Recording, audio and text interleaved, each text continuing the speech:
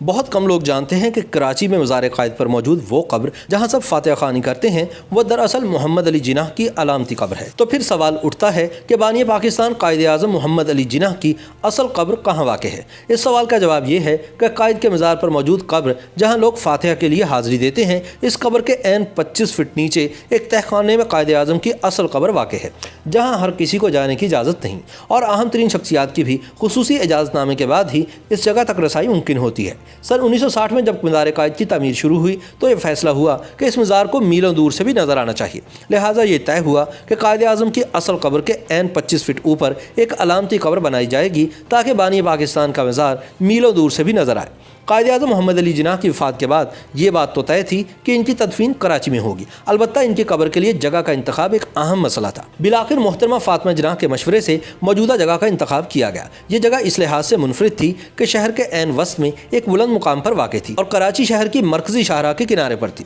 اب یہاں 6 بڑی سڑکیں آ کر ملتی ہیں۔ تدفین کے بعد اس بات پر خصوصی توجہ دی گئی کہ بانی پاکستان کی قبر پر جو بھی مزار بنایا جائے وہ نہ صرف قائد کے شایان شاہ ہوں بلکہ ان کی عظیم شخصیت کی جیتی جاگتی تصویر ہو۔ قائد اعظم کو کراچی میں پرانی نمائش پر جس جگہ سپرد خاک کیا گیا وہ 144 ایکڑ رقبے کا ایک ہموار قطع اراضی ہے، جس پر سن 1948 میں قائد کی وفات کے وقت 2 لاکھ مہاجرین نے جھونپڑیاں ڈال رکھی تھی۔ قائد کے انتقال کے فوری بعد اس جگہ کو تدفین کے لیے چن لینے کے بعد وہاں آباد مہاجرین سے اپیل کی گئی کہ اس جگہ کو خالی کر دیا جائے، چنانچہ ان جھگیوں کے مکینوں نے اپنے قائد کے لیے جگہ خالی کر دی، چنانچہ قائد اعظم کے جسد خاکی کو وہاں سپرد خاک کر دیا گیا۔ ستمبر سن 1948 سے فروری سن 1960 تک بابا قوم کی قبر شامیانے تلے رہی۔ مزار کے لیے کل 4 نقشے تیار کیے گئے۔ بالآخر دسمبر سن 1959 میں مادر ملت محترمہ فاطمہ جناح کی خواہش پر نقشے کی تیاری کا کام ایک بھارتی آرکیٹیکٹ یحییٰ مرچنٹ کو سپرد کیا گیا۔ مزار کے ڈیزائن کا بنیادی کام 28 جنوری سن 1960 کو مکمل ہوا، جبکہ مزار کے تعمیراتی کام کا باقاعدہ آغاز 8 فروری سن 1960 کو ہوا۔ 31 جولائی سن 1960 کو اس وقت کے فوجی صدر field marshal general Ayub Khan نے مزار کا سنگ بنیاد رکھا۔ 31 مئی سن 1966 کو مزار کا بنیادی ڈھانچہ مکمل ہوا اور 12 جون سن 1970 کو مزار کی عمارت کو سنگ مرمر سے آراستہ کرنے کا کام پایہ تکمیل تک پہنچا۔ 23 دسمبر سن 1960 کو چین کے مسلمانوں کی جانب سے بطور تحفہ بھیجا گیا 81 فٹ لمبا فانوس مزار کے گنبد میں نصب کیا گیا۔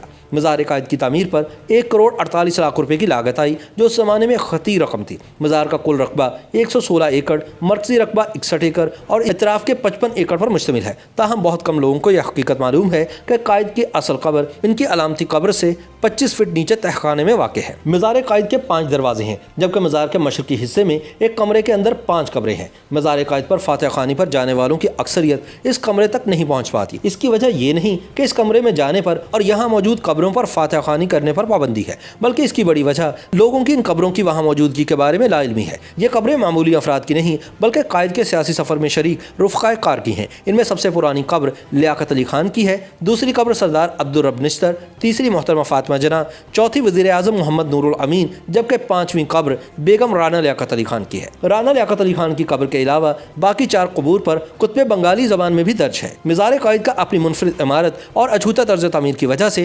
پاکستان کی بہترین عمارتوں میں شمار ہوتا ہے، اور ایک خاص بات یہ ہے کہ مزار کی تعمیر میں استعمال ہونے والا تمام سامان ملکی ذرائع سے حاصل کیا گیا، اور یہ ہمارے ملکی معماروں اور ہنرمندوں کی شبانہ روز محنت کا منہ بولتا ثبوت ہے۔ مزار کی تعمیر میں قائد کی شخصیت، کردار، مرتبے اور اسلامی فن تعمیر کو خصوصی طور پر مد نظر رکھا گیا ہے۔ YouTube پر گوگلی نیوز دیکھنے کے لیے youtube.com کی سرچ بار میں googly news T V type کریں۔ گوگلی نیوز کے پیج پر سرخ رنگ کے سبسکرپشن والے بٹن پر کلک کرنا نہ بھولیے۔ YouTube پیج پر اپلوڈ ہونے والی ویڈیوز سے باخبر رہنے کے لیے بیل آئیکن پر کلک کیجیے۔ آپ کو ہر نئی ویڈیو کے بارے میں نوٹیفیکیشن موصول ہو جائے گا۔